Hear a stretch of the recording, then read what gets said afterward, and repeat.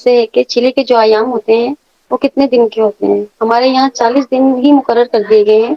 क्या ब्रीडिंग खत्म होने के बाद चिला खत्म हो जाता है या 40 दिन मुकम्मल करने जरूरी है? तो सवाल किया गया रसूलुल्लाह अब तहतलिमुल मरा, क्या औरत को भी इत्लाम होता है? तो आपने फरमाया कि हाँ। मेरा सवाल है मुफ्ती साहब से, इद्दत का शरई मसला क्या है? जिन औरतों के शौहर मुल्क से बाहर होते हैं और वो वहाँ फौत हो जाते हैं, क्या इन औरतों की भी इद्दत वैसे ही होती है जिनके शौहर साथ रहते हैं? माशरा भी तो इस तरफ जा चुका है। आप देखेंगे लोग जो है हक मेहर ना देने के लिए औरत को इस कदर मजबूर करते हैं कि वो खुला ले ले, फिर आखिरकार वो बेचारी खुला लेती है और हक मेहर से भी हाथ धो बैठती है। अस्सलाम वालेकुम। मेरा सवाल मुफ्ती साहब से है, हैज़ के दौरान कौन सी इबादत हैं जो की जा सकती हैं और हैज़ रोकने के लिए क्या दवाई का इस्तेमाल करना जायज़ है? जैसे हज या उम्रे पे जाते हैं या रमज़ान में सारे रोज़े रखने चाहिए, तो क्या हम गोली खा के सारे रोज़े रख सकते हैं? कि रसूलुल्लाह सल्लल्लाहु अलैहि वसल्लम ने फरमाया मन अता इमरातहु फी दुबुरिहा जा यौमल क़ियामत ला यंजुरुल्लाहु अज़्ज़ा व जल्ला इलैहि नज़र रहमतिन, कि जो अपनी बीवी को पीछे वाले हिस्से में आता है तो जब क़यामत के दिन ही आएगा तो अल्लाह तबारक व तआला उस पर रहमत की नजर ही नहीं फरमाएगी, यानी वो अल्लाह की रहमत में दाखिल ही नहीं होगा, अल्लाह उस पर गजबनाक होंगे।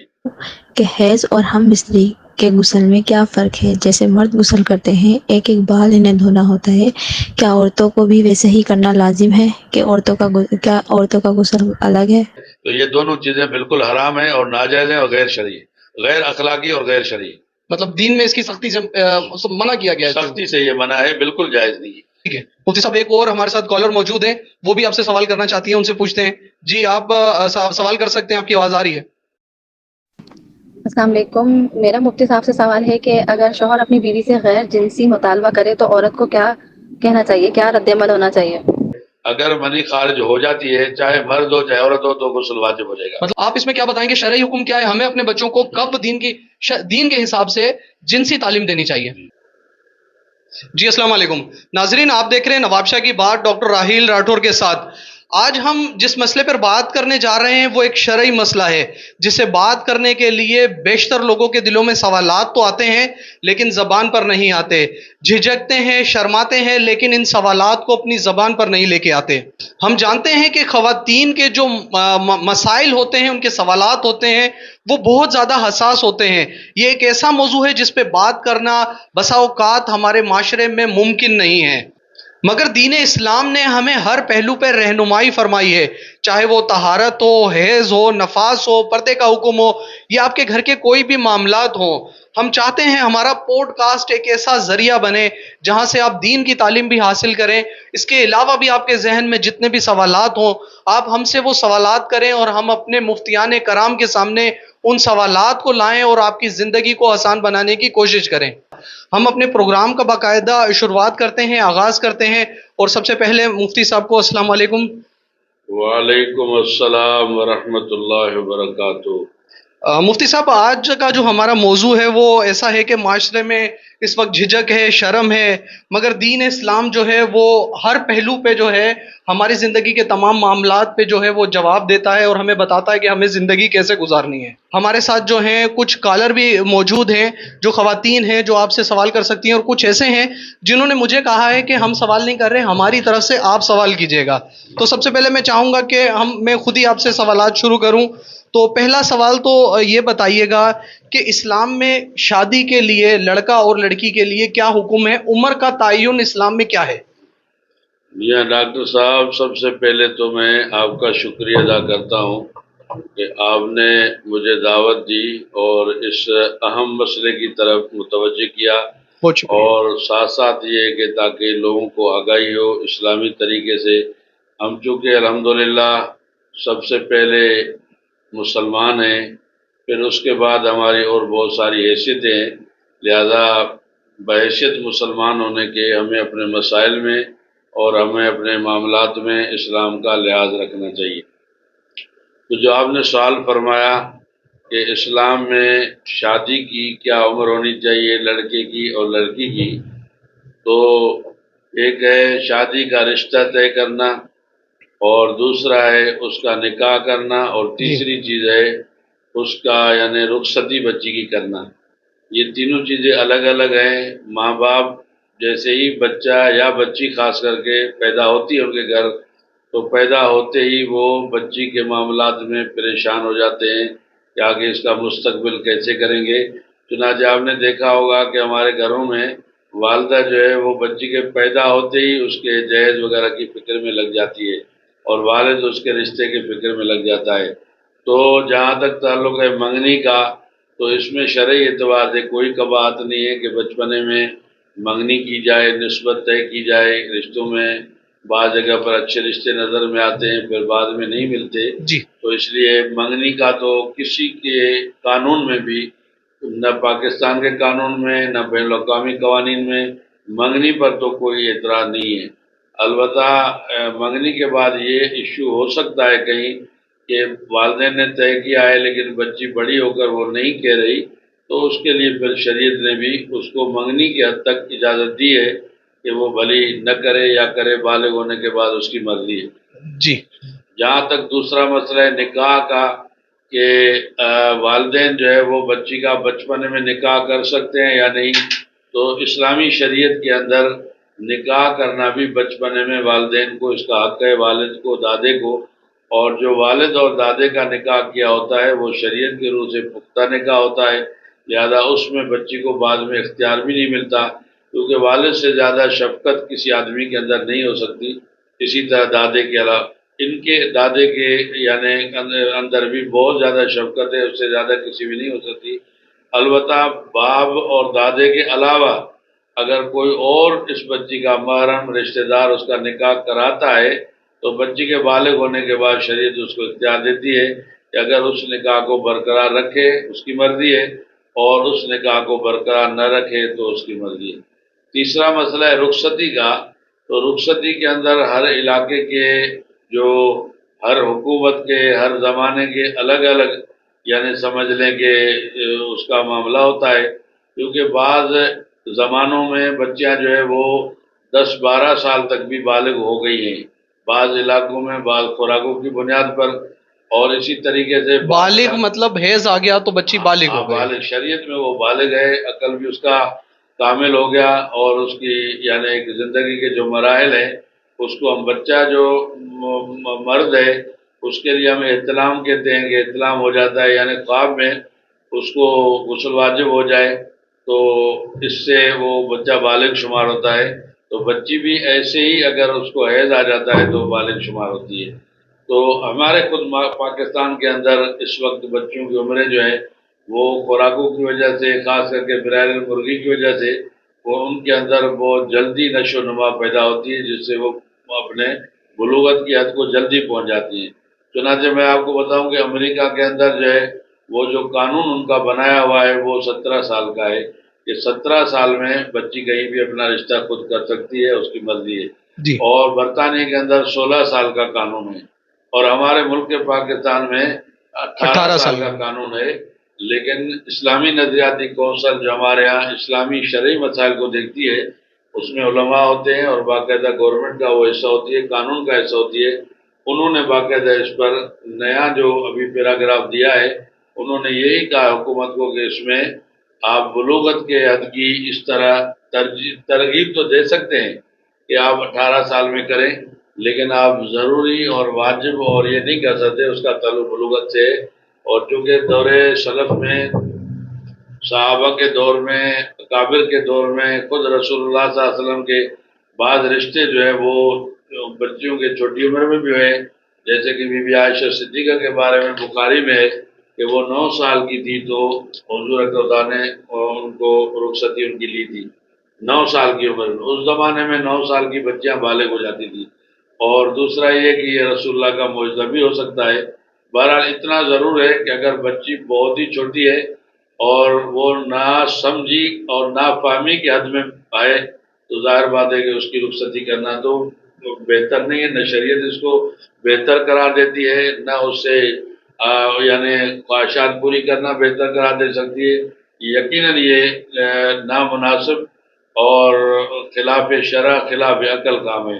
لیکن اگر بچی بالغ ہو جاتی ہے، عقل و شعور اس کا کامل ہو جاتا ہے، تو اس کے بعد اس کا رخصت کرنا وہ شریعت میں بھی منع نہیں ہے اور ہمارے قانون میں بھی منع نہیں ہونا چاہیے۔ جی بہت شکریہ مفتی صاحب۔ مفتی صاحب ہمارے ساتھ ایک کالر بھی موجود ہیں، ایک خاتون ہیں. جی السلام علیکم، جی سوال کیجیے گا. السلام علیکم. میرا سوال مفتی صاحب سے ہے کہ چیلے کے جو ایام ہوتے ہیں وہ کتنے دن کے ہوتے ہیں؟ ہمارے یہاں 40 دن ہی مقرر کر دیے گئے ہیں. کیا بلیڈنگ ختم ہونے کے بعد چیلا ختم ہو جاتا ہے یا 40 دن مکمل کرنے ضروری ہیں؟ جی ہاں. مفتی صاحب ہلکی تھوڑی شاید آواز ہے، آپ کو کلیئر آئی ہو کہ چھلا جو ہے کیا وہ 40 دن کا ہی ہے یا اس سے پہلے جو بلیڈنگ ہے ختم ہو جاتی ہے تو چھلا مکمل ہو جاتا ہے؟ پرانے بوڑھے لوگ جو ہیں وہ بٹھا کے رکھتے ہیں 40 دن پورا ہی کرتے ہیں، اس کے بارے میں بتائیے. شریعت میں ولادت کے بعد جو عورت کو خون آتا ہے اس خون کو ہم نفاس کہتے ہیں. شرعی زبان میں، قرآن اور حدیث کی زبان میں اس کو نفاس کہا جاتا ہے. اور نفاس کی رسول اللہ صلی اللہ علیہ وسلم نے مدت جو بیان کی ہے وہ یہ ہے کہ زیادہ سے زیادہ 40 ہے اور کم سے کم کی کوئی حد نہیں ہے. بچے کی ولادت ہو جائے یا بچی کی ولادت ہو جائے، ولادت ہونے کے فوراً بعد بھی عورت پاک ہو سکتی ہے. اگر خون نہیں آتا تو پاک میں شمار ہے، اور اگر 5 دن لگ جاتے ہیں تو 5 دن وقفہ کرے گی. 40 دن لازمی نہیں. 40 دن بہرحال لازمی نہیں ہے. اور یہ جو کہا گیا ہے یہ بالکل قرآن و حدیث کے اور فقہ کے اصولوں کے بالکل خلاف ہے. 40 دن یہ حد آخر ہے کہ اس سے کے بعد اگر خون پھر بھی جاری ہے تو پھر ہم یہ کہہ دیں گے کہ اس عورت کو غسل کر کے نماز پڑھنی چاہیے. شوہر اس کا اپنے ضروریات پوری کر سکتا ہے. اور اس کے علاوہ جو نفاس والی عورتوں کے احکام ہیں کہ مسجد میں نہیں جا سکتی، قرآن کی تلاوت نہیں کر سکتی، قرآن کو ہاتھ نہیں لگا سکتی، تو وہ احکام اس پر پھر لاگو نہیں ہوں گے. نہا دھلا کے اور پھر وہ اپنا سارے زندگی کے جو معاشرے کے کام ہیں شریعت کے مطابق کر سکتے. جی بہت شکریہ. دوسری کالر بھی ہمارے ساتھ موجود ہیں، ہم ان سے بھی جانتے ہیں کہ وہ اس بار وہ کیا سوال کرنا چاہتی ہیں. جی السلام علیکم. میرا سوال ہے مفتی صاحب سے. عدت کا شرعی مسئلہ کیا ہے؟ جوان اور بزرگ عورتوں کے الگ حکم ہے. اس کے علاوہ جن عورتوں کے شوہر ملک سے باہر ہوتے ہیں اور وہ وہاں فوت ہو جاتے ہیں، کیا ان عورتوں کی بھی عدت ویسے ہی ہوتی ہے جن کے شوہر ساتھ رہتے ہیں؟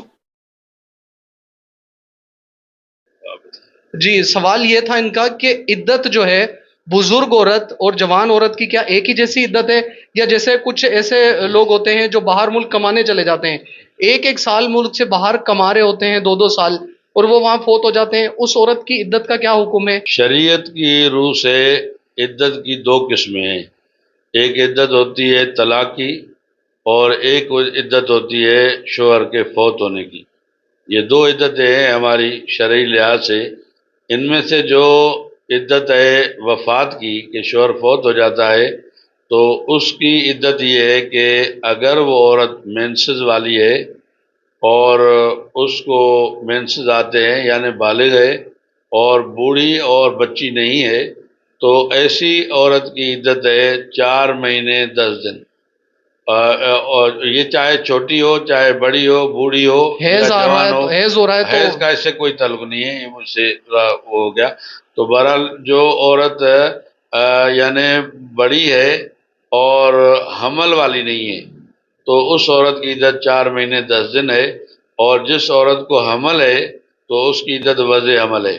اب وضع حمل جو ہے وہ ہو سکتا ہے گھنٹے کے بعد ہو جائے، ہو سکتا ہے مہینے کے بعد ہو جائے، ہو سکتا ہے 9 مہینے کے بعد ہو جائے. تو وہ جب بھی وضع حمل ہوگا تو اس کی عدت مکمل ہو جائے گی، اس سے پہلے نہیں ہوگی. اس کے علاوہ جتنی بھی عورتیں ہیں چاہے وہ بزرگ عورت ہے، بچہ پیدا نہیں کر بزرگ سکتی، ہو، بچی ہو، بڑی ہو اور جوان ہو، سب کی یہ عدت ہے کہ 4 مہینے 10 دن اس کی عدت ہے. قرآن کریم میں ایک عدت سال کی بھی ذکر ہے مگر یہ پہلے زمانے پر معمول ہے. اس کے بعد اس کو تمام صحابہ اور حضور اکرم کے واضح فرمانوں کے مطابق اس کو منسوخ کیا گیا ہے. دوسری آیت نے منسوخ کیا جس میں یہ بتایا گیا ہے کہ عدت جو ہے وہ صرف یعنی 4 مہینے 10 دن کی ہے. سال کی عدت یہ شروع میں تھی جب تک کوئی واضح حکم نازل نہیں ہوا تھا، یا واضح حکم تھا لیکن وہ عارضی تھا. اور اس کے بعد جب دوسری آیت آئی قرآن کریم کی تو اس آیت نے اس کو منسوخ کر لیا. اچھا دوسرا ان کا یہ تھا کہ جو شوہر لوگ باہر رہتے ہیں 2-3 سال، اس میں یہ ہے کہ جو شوہر باہر رہتے ہیں اس سے کوئی فرق نہیں پڑتا. عدت نکاح کی بنیاد پر ہوتی ہے، ملنے جلنے کی بنیاد پر نہیں ہوتی. ایک عدت کی قسم ہے وہ میں آپ کو بتا رہا ہوں کہ طلاق کے اندر جو طلاق کی عدت ہے وہ مہینوں سے ہوتی ہے اور مینسز سے ہوتی ہے. اگر عورت مینسز والی ہے تو اس کے لیے 3 مینسز ہے عدت، اور اگر عورت مینسز والی نہیں ہے، جیسے کہ آپ نے بتایا بوڑھی ہے یا ابھی مینسز اس کو آتے نہیں یا بیماری کی وجہ سے نہیں آتے، تو ایسی عورت کی عدت جو ہے وہ 3 مہینے ہے.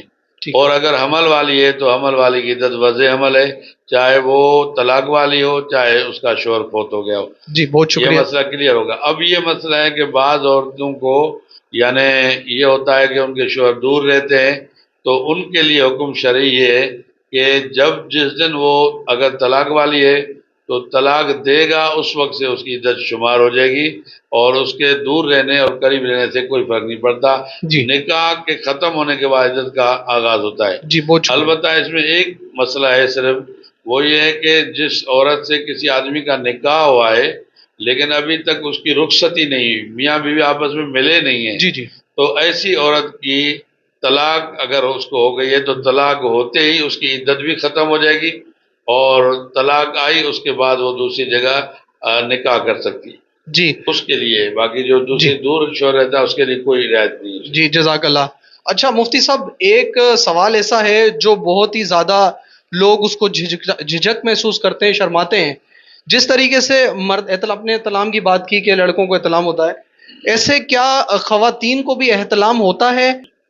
اصل میں احتلام جو ہے وہ ہم اس کو کہتے ہیں شریعت کے نقطۂ نگاہ سے کہ میاں بیوی ملنے کے بغیر آدمی جب ایک سو جاتا ہے تو سونے کی صورت میں وہ کوئی خواب دیکھتا ہے، تو اس خواب کے دیکھنے کے بعد جیسے کوئی عورت دیکھی، بیوی دیکھی یا کوئی اور اس کا خیال باہر چلا گیا، تو اس کے آنے کے بعد اس کے یعنی عضو خاص سے منی کا خروج ہوتا ہے. جی تو اس کا سارا مدار منی کے نکلنے پر ہے. اگر منی خارج ہو جاتی ہے چاہے مرد ہو چاہے عورت ہو تو غسل واجب ہو جائے گا. مطلب عورتوں کو بھی احتلام عورتوں ہوتا پر ہے؟ بھی ہو سکتا ہے. اور اگر وہ اس کی نشانی کیا ہے؟ اس کی نشانی خواب ہے اور بعد میں کپڑے کو دیکھنا ہے اور اپنی شرمگاہ کو دیکھنا ہے. اگر اس سے منی خارج ہوئی ہے، کوئی یعنی دھات خارج ہوئی ہے، تو پھر سمجھ لو کہ وہ اس کو غسل واجب ہوا ہے. پھر اس کی اپنی علامات ہوتی ہیں کہ منی جو ہے وہ کود کر نکلتی ہے، اس میں بدبو ہوتی ہے اور اس کے رنگ کے اقسام ہوتے ہیں، تو اس سے وہ پہچانی جاتی ہے. اور دوسرا مسئلہ اس میں ایک بات یہ ہے کہ بخاری شریف جلد نمبر 1 میں کتاب العلم ہے. کتاب العلم میں امام بخاری نے حضور اکرم صلی اللہ علیہ وسلم کی ایک روایت نقل کی ہے، جو روایت یہ ہے کہ ایک انصاری عورت جس کا نام بی بی ام سلیم تھا، بہت انس صحابی کی والدہ تھی، وہ حضور کے پاس آئی اور آ کر عرض کرنے لگی گھر میں کہ یا رسول اللہ، اگر کسی عورت کو عورت وہی خواب میں دیکھے جو مرد دیکھتا ہے تو اس پر بھی غسل واجب ہو جائے گا؟ تو آپ نے فرمایا کہ نام اذا رأت الماء، ہاں اس پر بھی غسل واجب ہو جائے گا اگر اس نے پانی دیکھا ہو. پانی سے مراد کنایہ ہے، جی وہ منی اس سے مراد ہے. جی تو جب اس نے پانی دیکھا تو اس پر غسل واجب ہو جائے گا. تو اسی مقام پر رسول اللہ صلی اللہ علیہ وسلم کی بیوی بی بی ام سلمہ، وہ ام سلیم تھی سائل، اور یہ بی بی ام سلمہ آپ کی ازواج مطہرات میں سے ام المومنین ہے، وہ بھی کھڑی تھی. تو انہوں نے اپنے چہرے کو ڈھانپ کر حیا کی وجہ سے کہ حضور شوہر تھے، تو سوال کیا کہ یا رسول اللہ او تحتلم المرأة، کیا عورت کو بھی احتلام ہوتا ہے؟ تو آپ نے فرمایا کہ ہاں عورت کو بھی پانی آتا ہے، احتلام ہوتا ہے. اور تربت یمینک، آپ کے ہاتھ مٹی آلو. تو یہ عرب میں ایک لفظ تھا جو محاورے میں استعمال کیا جاتا تھا کہ بھائی آپ اتنا بھی نہیں سمجھتی کہ بچہ جو مشابہ ہوتا ہے وہ کیوں ہوتا ہے، کبھی عورت کے مشابہ، ماں کے مشابہ ہوتا ہے، کبھی باپ کے. تو اس کا مطلب ماں کا بھی پانی ہوتا ہے جس کی وجہ سے بچہ ماں کے مشابہ ہوتا ہے. یہ آپ نے دلیل میں ارشاد فرمایا. جی تو اس سے سمجھ میں آیا کہ ان کو بھی احتلام ہوتا ہے. رہا یہ مسئلہ کہ بی بی ام سلمہ نے کیوں پوچھا، تو وہ چونکہ رسول اللہ کی بیوی تھی لہذا رسول اللہ خود بھی محفوظ ہیں، اور یہ احتلام جو ہوتا ہے وہ شیطان کے حملے سے ہوتا ہے. تو رسول اللہ کی ازواج مطہرات بھی محفوظ ہیں کہ ان میں شیطان ان کے پاس خواب میں حملہ نہیں کر سکتا. جی بہت شکریہ، جزاک اللہ. مفتی صاحب ہمارے ساتھ کالر موجود ہیں، ہم ان سے، ہمارے ساتھ ایک خاتون موجود ہیں، ہم ان سے پوچھیں گے کہ وہ کیا سوال کرنا چاہتی ہیں مفتی صاحب سے. अस्सलाम वालेकुम। मेरा सवाल मुफ्ती साहब से है, हैज़ के दौरान कौन सी इबादत हैं जो की जा सकती हैं और हैज़ रोकने के लिए क्या दवाई का इस्तेमाल करना जायज़ है? जैसे हज या उम्रे पे जाते हैं या रमज़ान में सारे रोज़े रखने चाहिए, तो क्या हम गोली खा के सारे रोज़े रख सकते हैं? जी बेटा, जहाँ तक ताल्लुक है कि हैज़ के दौरान कौन सी इबादतें की जा सकती हैं, तो उसका जवाब ये है कि हैज़ के दौरान सिर्फ ज़िक्रुल्लाह किया जा सकता है, खिदमत खल की जा सकती है, और दूसरे जितने भी यानी अच्छे काम हैं किए जा सकते हैं। सिर्फ हैज़ के दौरान एक ये है कि मस्जिद में नहीं जा सकती, और दूसरा है कि तिलावत कुरान नहीं कर सकती। चौथा है कि बैतुल्लाह का तवाफ़ नहीं कर सकती क्योंकि वो मस्जिद में जाना पड़ता है। और पांचवा ये है कि शोहर से वो यानी इज़्दिवाजी ताल्लुकात कायम नहीं कर सकती। इसके अलावा जो है आपस में मिलना या आपस के प्यार मोहब्बत करना, बोसो किनार करना, इकट्ठे सोना, इकट्ठे बैठना, खाना खाना, खाना पकाना, ये सारे काम औरत कर सकती है। सिर्फ ये कि जो मियाँ बीवी का खास एक अमल है जो उनसे यानी एक हम बिस्तरी नहीं हम करनी। बिस्तरी जिसको हम कहते हैं वो जायज़ नहीं है। अच्छा, दूसरा इनका सवाल मुफ्ती साहब ये था कि आजकल खवातीन जैसे उम्रे पे जाते हैं, हज पे जाते हैं या रमज़ान आते हैं, एक खास गोली है, वो गोली खाते हैं, पूरे रोजे रख लेते हैं। इसी तरीके से उम्रे पे गए, वहां भी गोली खा ली, जबकि कुरान में हुक्म है कि आपने हज किस तरीके से करना है जब आपको एज हो जाएगा। तो क्या ऐसी अल्लाह के कानून को बदल के गोली खाकर इबादत करना जायज़ है या नहीं, ये भी सवाल था इनका। जी हाँ, इसमें ये है कि जहाँ तक ताल्लुक है गोली खाने का, ताकि वो माने हो जाए हैज के आने से, तो शरीयत में ये जायज़ है, नाजायज़ नहीं है। ये एक अलग बात है कि तिब्बी लिहाज से इसके बाद मरतबा नुकसानात होते हैं। एक तबई चीज़ जो है उसको अगर आप मौखर कर लेंगे तो उसके नुकसानात हो जाएंगे। लेकिन ये कि अगर वो इस तरह माने हैज कोई गोली खा लेती है और उसकी वजह से उसको 5-6 दिन हैज पीछे आता है और इस दौरान वो उम्रा पूरा कर लेती है या हज कर लेती है, तो शरीयत में ये जायज़ है, उसका हज हो जाएगा और उम्रा हो जाएगा। लेकिन अगर वो उसको हैज आ जाता है तो सारे अहकाम दूसरे करेगी, लेकिन बैतुल्लाह का तवाफ जब करेगी जब पाक होकर और गुस्ल करेगी। जी, बहुत शुक्रिया, जज़ाकल्लाह मुफ्ती साहब। अच्छा मुफ्ती साहब, आजकल एक रवाज चल गया है कि बड़े बड़े घरानों में शादियां होती हैं, साथ ही औरत को हक दे दिया जाता है तलाक का। क्या औरत तलाक दे सकती है मर्द को या नहीं दे सकती? देखो, जहाँ तक निज़ाम यानी दुनिया है और निज़ाम इस्लाम है और कानून है दुनिया का, उसमें तो यही है कि मर्द को अल्लाह ने इख्तियार दिया है तलाक का। लेकिन बाज़ मर्तबा ऐसा होता है कि औरत को इत्मीनान नहीं होता कि शोहर जो है पता नहीं कैसा चले, या हो सकता है मेरे साथ जुल्म और ज्यादती हो। तो फिर बाज़ जगह पर औरतें ये यानी लगा देती हैं शर्त कि भाई अगर हमारा दिल नहीं लगा या हम आपके साथ नहीं चल सके या आपके अंदर वो जो हम चीज़ें देख रहे हैं वो नहीं होगी तो हमें तलाक का इख्तियार होगा। शरीयत इस तलाक को मानती है और इसके इख्तियार को मानती है। अगर औरत को शोहर ने इख्तियार दे दिया है और उस इख्तियार की बुनियाद पर शोहर ने आगे चल के तलाक दे दी है तो वो तलाक हो जाएगी। अगर ये माशरे के उसूलों के कदरे खिलाफ है, इसलिए कि जो शादी की जाती है, निकाह कहता है, वो घरों को आबाद करने के किया जाता है और वैरान करने के लिए नहीं किया। और ये जो इकदाम है, क्योंकि औरत कुदरती तौर पर अकल के एतबार से मर्द से ज़रा कम है, वो मर्द में बहुत सारी हिकमत अमली होती हैं, औरत में जज्बा होता है, लिहाजा वो जज्बे की बुनियाद पर तलाक दे मारेगी जिससे घर बर्बाद हो जाएगा। एक दो रिश्ते हैं आपस में वो टूट जाएंगे, आपस में नफरतें पैदा होंगी। तो मर्द चूँकि एक मुतहम्मिल है, तहम्मुल है, उसमें बर्दाश्त की आदत है, वो बहुत सारी चीज़ें बर्दाश्त कर सकता है, लिहाजा अल्लाह ने असल इख्तियार तलाक का उसको दिया है। लेकिन ताहम फिर भी अगर औरत ले लेती है तो ये जायज़ है, इसको हम नाजायज़ भी नहीं कहेंगे और इस इख्तियार की बुनियाद पर तलाक को भी हम जायज़ करा देंगे कि तलाक हो जाएगी। अच्छा, इस सिलसिले में एक छोटा सा मैं आपको वाक़या बताऊं जी जी। कि जो सीरत की किताबों में आया है कि हुजूर अकरम सल्लल्लाहु अलैहि वसल्लम के जो दादा थे हज़रत अब्दुल मुत्तलिब, उनके जो वालिद साहब थे हज़रत हाशिम, हुजूर अकरम सल्लल्लाहु अलैहि वसल्लम मोहम्मद बिन अब्दुल्लाह बिन अब्दुल मुत्तलिब बिन हाशिम, तो ये हाशिम थे, इनका निकाह मदीना मुनव्वरा की एक अंसारी औरत से हुआ था।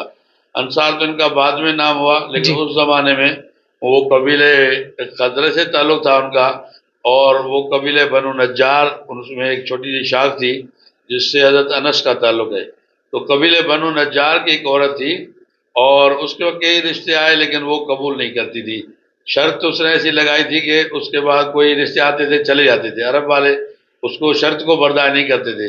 تو ہاشم کا وہاں سے جب گزر ہوا مدینے میں آنا جانا تھا، تو ان کو پتہ چلا کہ فلاں عورت جو ہے بنو نجار کی، وہ یہ شرط لگا، شرط یہ تھا کہ میں اس سے نکاح کروں گی جو طلاق کا اختیار مجھے دے دے، اس کے علاوہ نہیں۔ سارے عرب اس شرط سے بھاگ جاتے تھے، مگر ہاشم کو جب پتہ چلا، انہوں نے کہا کہ یہ اس شرط پر میں نکاح کرنے کے لیے تیار ہوں۔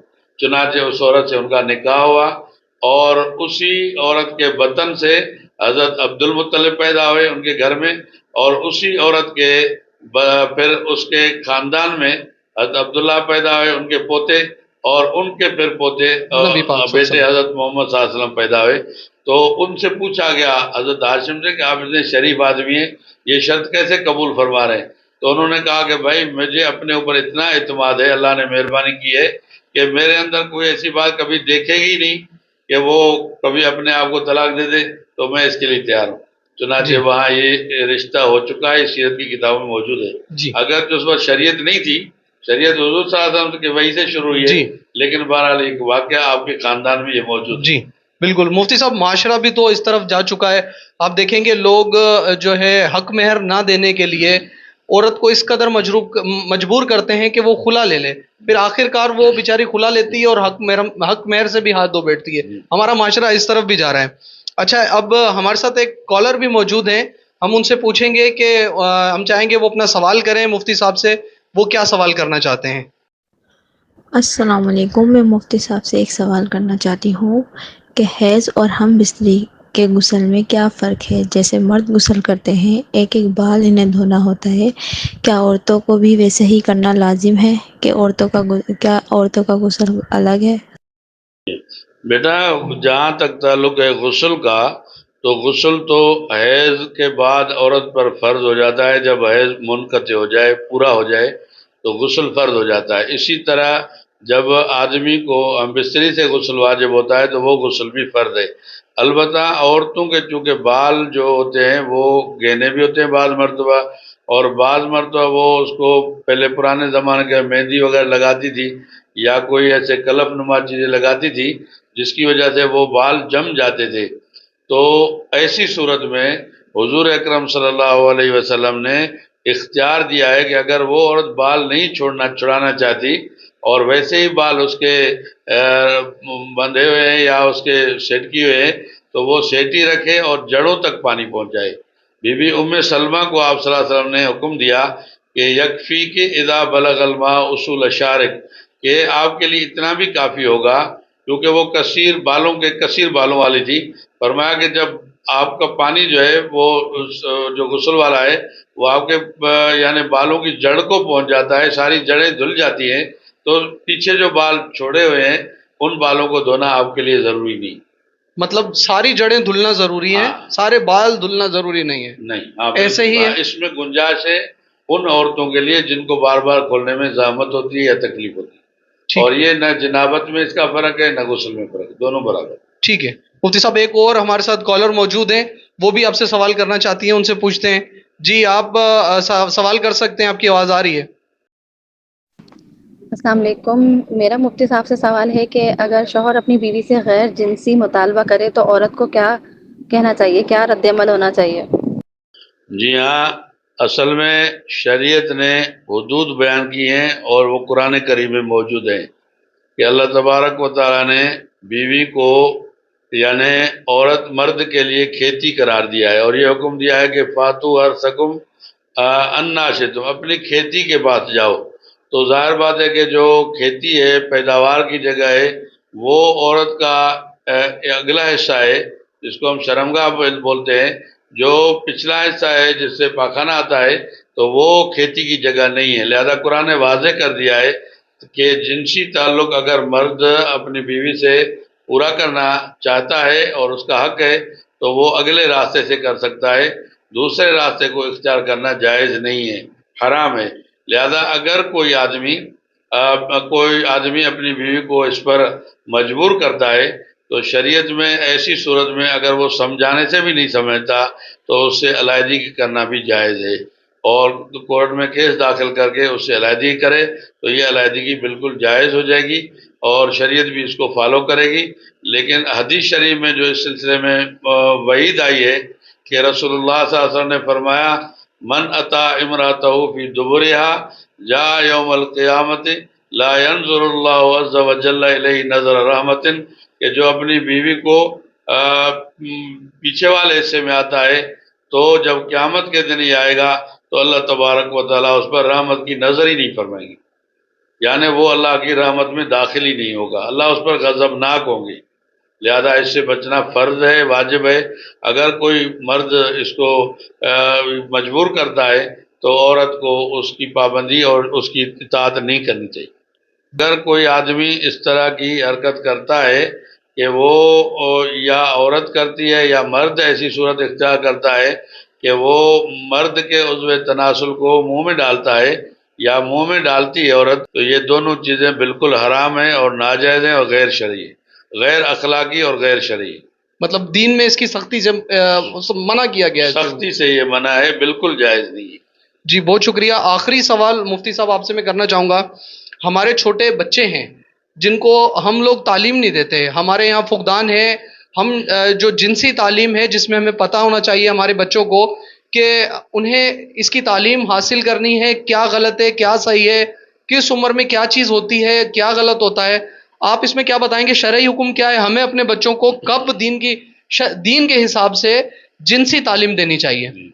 جہاں تک تعلق ہے جنسی یعنی تعلیم کا، تو یہ بعض چیزیں ایسی ہوتی ہیں جو فطری عمل ہوتے ہیں کہ اللہ تبارک و تعالیٰ اس میں ہر آدمی کی فطرت میں وہ چیز رکھتے ہیں، جب اس کے اندر خواہشات پیدا ہونے لگ جاتی ہیں تو اس وقت اس کے اندر یہ خود بخود ہی اس کی تعلیم بھی آ جاتی ہے۔ جیسے آپ دیکھ رہے ہیں معاشرے میں جانور ہیں، بکرے ہیں، بکریاں ہیں اور بھینس ہے، گائے ہے، تو ان کو کوئی تعلیم نہیں دیتا، لیکن جب وہ بلوغت کو پہنچ جاتے ہیں تو وہ اپنی ضروریات جنسی پوری کرتے ہیں۔ بہنی ایسے بچے جب تک بچے ہیں تو ان کو اس چیز کا شعور ہی نہیں دینا چاہیے، لیکن جب وہ بلوغت کے قریب جاتے ہیں تو پھر ان کو عام طور سے والدین تو اس سے کتراتے ہیں، لیکن جب ان کی شادی قریب آ جائے پہلے تو اس سے ایسے کاموں سے بچنے کے لیے تلقین کرنی چاہیے کہ بیٹا یہ کام اخلاق کے سے گرے ہوئے ہیں، فی الحال ان کو آپ ایسی باتیں نہ سوچا کریں، لیکن جب وہ شادی کے قریب آ جاتے ہیں تو اس وقت ان کو یہ چیزیں سمجھانا، یہ اپنے دوستوں سے سمجھانا، اپنے استادوں کے ذریعے سے سمجھانا یا اپنے والدین کے ذریعے سے سمجھانا، جو بے تکلف ہو تو وہ سمجھا سکتا ہے، اور بچی کو والدہ سمجھائے اور بچے کو اپنا والد سمجھائے، اور ان کو یہ بھی صورتیں بتائے جیسے آپ کو میں نے بتا دیا کہ بھائی یہ کون سی جگہ پہ آنا ہے، کون سی جگہ پہ نہیں آنا، کون سی جگہ جائز ہے، کون سی جگہ کا استعمال حرام ہے، جی بالکل، تو اس کی تربیت دینا یہ بھی والدین کے حصے میں شامل ہے۔ جی مفتی صاحب، لیکن بلوغت کے بعد، بلوغت کے قریب، جی اس سے پہلے کیونکہ ان کے ذہن کو منتشر کرنا جبکہ ابھی وہ اس قابل ہی نہیں ہے تو یہ جائز نہیں ہوگا۔ ٹھیک ہے، بہت شکریہ مفتی صاحب۔ اور تمام میں ناظرین کو کہوں گا آپ لوگوں کے جتنے سوالات ہیں آپ ہمارے پلیٹ فارم سے وہ سب سوالات کر سکتے ہیں جو آپ کے ذہن میں ہیں، شرعی تمام سوالات کے جوابات ہم آپ کے سامنے لائیں گے، اور ہم بہت مشکور ہیں مولانا مفتی اکمل صاحب کے کہ وہ ہمارے پاس تشریف لائے اور ہمیں علم کے نور سے فیضیاب کیا۔ مفتی صاحب بہت شکریہ، اور آپ سب دیکھنے والوں کا شکریہ۔ اللہ حافظ۔ ڈاکٹر صاحب میں بھی بہت زیادہ آپ کا شکر گزار ہوں کہ آپ نے مجھے موقع دیا۔ Thank you very much. اللہ تعالیٰ آپ کو خوش رکھے۔